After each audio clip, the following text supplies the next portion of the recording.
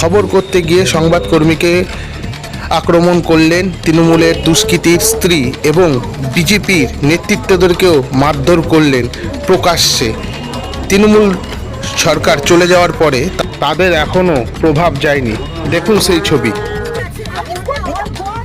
আপনার স্বামীর নামে অভিযোগ উঠছে, বুম ফেলে দিল, বুম ফেলে দিল, বুম ফেলছেন কেন? বুম ফেলে দিলেন কেন? বুম ফেললেন কেন? নাম কি আপনার? নাম কি? পালিয়ে যাচ্ছেন কেন? বুম ফেললেন কেন? বুম ফেললেন কেন? আপনি গাড়ি যান। আপনার নাম কি? আপনার নাম কি? আপনার নাম কি?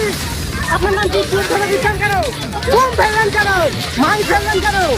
মাইক ফেললেন কেন?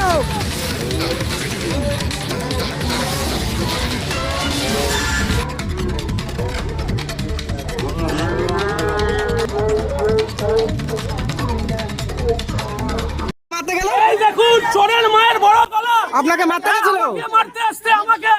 উনার ওনার ছেলের নাম কি? জামাই পাড়ায় দীর্ঘদিন অত্যাচার কে? করছে। নাম কি? কিন্তু ভৌমিক তা আপনাকে মারতে গেল কেন? দেখে মারতে গেছে। আমরা আজকে ওর কাছে জবাব চাইতে গেছি। আমাদের মহিলাদেরকে মারধর করেছে, আমাকে আমি একটা যুব মোর্চার দিয়ে আমার গায়ে হাত তুলেছে।